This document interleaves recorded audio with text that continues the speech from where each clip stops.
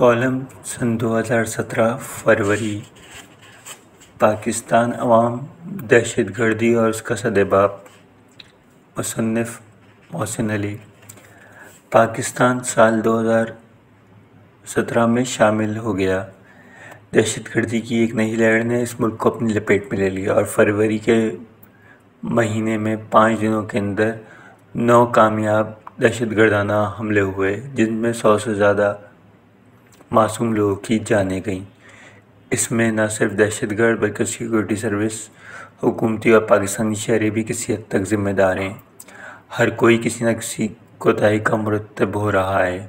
دہشت گردی کو روکنے کے لیے پاکستان نے اب تک کوئی خاطر خواہ اقدامات نہیں کیے جو اس کو کرنے چاہیے، اور اسی وجہ سے عوام دہشت گردی کے عذاب سے دوچار ہیں۔ حکومت اور سیکورٹی اداروں کے پاس صرف خالی بیان بازی کرنے کے اور کچھ نہیں بچا، حقیقت کا سامنا کرنے ان کے اندر ہمت باقی نہیں رہی۔ پاکستان کم و بیش پچھلے 15 سالوں سے جدید دہشت گردی کا شکار رہا۔ قدیم دہشت گردی 1970 تا 2000 تک تھی۔ عام آدمی سے لے کر آرمی، پولیس، حکومتی علیحدہ سیاستدانوں تک اس خونی کھیل کا شکار رہے، مگر افسوس کی بات ہے اب تک کسی کو یہ بات معلوم نہیں ہو سکی کہ دہشت گردی آخر کیا ہے، کون ہے، کے عزائم، مقاصد، عناصر، پس منظر، مستقبل اور مستقل حل کیا ہے۔ دہشت گرد آخر کسے کہتے ہیں، دہشت گردی کی کیا تعریف ہے؟ یہ ایک بہت پیچیدہ ترین مضمون پاکستان کے اندر بن چکا ہے۔ ملک کی اعلیٰ سیکورٹی ایجنسیوں اور مقامی فورسز کی مدد سے دہشت گردی کو روکنے اور ناکام بنانے کی بھرپور کوششیں کی جاتی رہی ہیں۔ کسی حد تک روکا بھی گیا ہے، مگر اس دہشت اور خون سے بھرپور کھیل کو ابھی تک مکمل طور پر ختم نہیں کیا جا سکا۔ اس کی اصل وجہ عوام دہشت گردی کے بارے میں معلومات کا نہ ہونا۔ دہشت گردی کے شکار عوام اس کو تو یہ بھی نہیں پتا کہ دہشت گردی کی تعریف، ڈیفینیشن کیا ہے۔ جب تک دہشت گردی کے مطلب سے آگاہ نہیں ہوں گے، اس کے خلاف لڑنے اور اس کے خلاف حکمت عملی کس طرح طے کر پائیں گے۔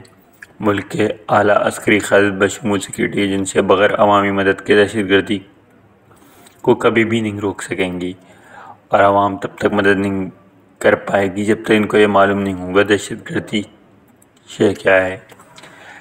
حیرت کی بات ہے، امریکہ دہشت گردی کا خطرناک واقعہ وقوع پذیر ہوتا ہے تو وہاں سینکڑوں کی تعداد میں دہشت گردی پر ریسرچ انسٹیٹیوٹ بن جاتے ہیں۔ یوکے دہشت گردی کا واقعہ ہوتا ہے تو یہاں کے انسٹیٹیوٹ دہشت گردوں کو اپنی اوپر اسٹڈی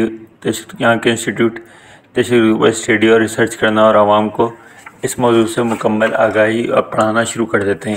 اسرائیل میں کئی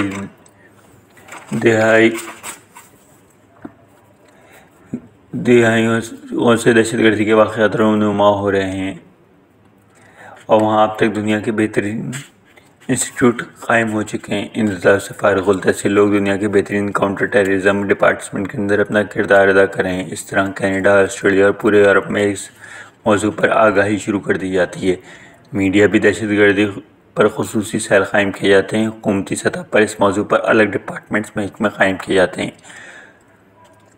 اور ہر طرح سے کوشش کی جاتی ہے عوام کو اس ناسور کے بارے میں زیادہ سے زیادہ شعور بیدار کر سکیں، اس بیماری سے لڑنے کی حکمت عملی کا علم دے سکیں۔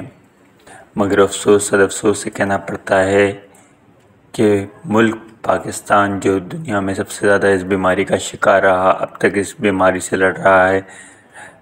نہ تو کوئی ڈپارٹمنٹ حقیقی طور پر محکمہ ہے، اگر ہے بھی تو اس کی کارکردگی نظر نہیں آتی، اس کی صفر ہے۔ نہ کوئی ریسرچ ڈپارٹمنٹ ہے، نہ کوئی اس پر اسٹڈی اور ریسرچ ہو رہی ہے، نہ اس پر کوئی مخصوص لائبریری، نہ میڈیا سیل ہے جو اس کے بارے میں آگاہی پیدا کرے، نہ عوام تک دہشت گردی کے بارے میں شعور پیدا کیا گیا، نہ عوام اس کو بارے میں کوئی معلومات حاصل کرنے کی تگدو کرتی۔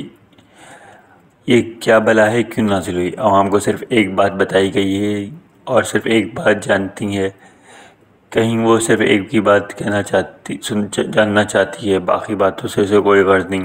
یہ کام انڈیا ایجنسی رو کا ہے۔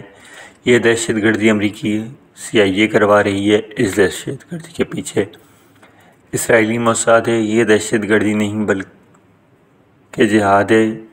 یہ بے حیا و بے غیرتی کی وجہ سے اس طریقے سے ہوگا، وہ بھی تو اپنی جگہ صحیح ہے، اس میں کوئی شک نہیں۔ کسی نہ کسی دہشت گردی کے پیچھے کوئی نہ کوئی سیاسی مذہبی عمل دخل ضرور ہوتا ہے، مگر اپنے کندھوں سے بوجھ دوسروں کے کندھوں پر منتقل کرنے سے بوجھ ختم نہیں ہوگا، بلکہ سائیکولوجیکل طور پر صرف اس کا احساس ختم ہوگا۔ بوجھ ادھر کا ادھر موجود رہے گا۔ پاکستان کے بہت سارے لوگ دہشت گردی کی مذمت کرتے ہیں، مگر اس قسم کا کوئی واقعہ امریکہ، اسرائیل، UK، انڈیا یا یورپ میں وقوع پذیر ہو تو یہ مذمت یا تو خوشی میں تبدیل ہو جاتی ہے یا پھر خاموشی میں بدل جاتی ہے۔ کچھ لوگ دہشت گردی کو جہاد کا نام دے کر اسلام کو خود اپنے آپ میں ایک بڑی چیز قرار دیتے ہیں اور دہشت گردی کا دفاع کرتے دکھائی دیتے ہیں۔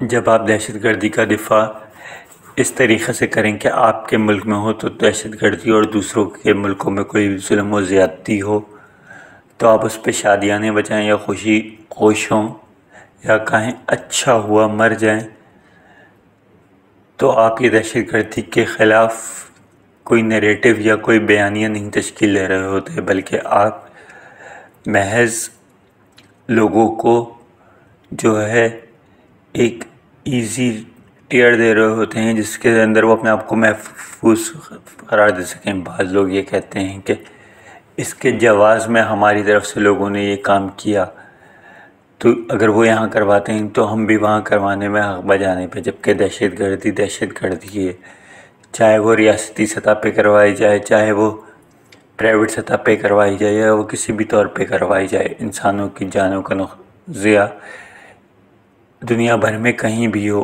ایک سا ہے۔ اس کے اندر لاشیں گنی جاتی ہیں، اس کے اندر انسان گنے جاتے ہیں، اس کے اندر خون ایک سا ہوتا ہے، درد ایک سا ہوتا ہے۔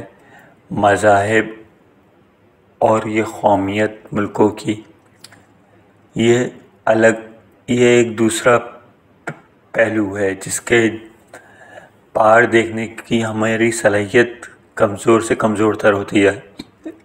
ہمیں ہر دہشت گردی کے واقعے کو دنیا کے اور اپنے ملک کے اندر دہشت گردی کے پیرائے میں دیکھنا ہوگا، تبھی ہم یہ بات سمجھ سکتے ہیں۔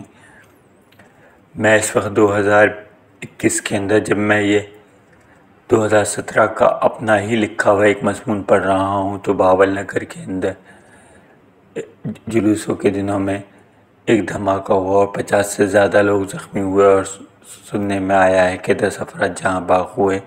میڈیا کو رپورٹنگ کرنے کی اجازت نہیں دی گئی کیونکہ حالات ناگفتہ ہیں، لہٰذا ابھی بھی ہمارے پاس بہت کچھ کام ہے اس پر کرنے کو اور کیا جا سکتا ہے اگر ہم کرنا چاہیں۔ فیصلہ اب بھی کرنا باقی ہے مکمل۔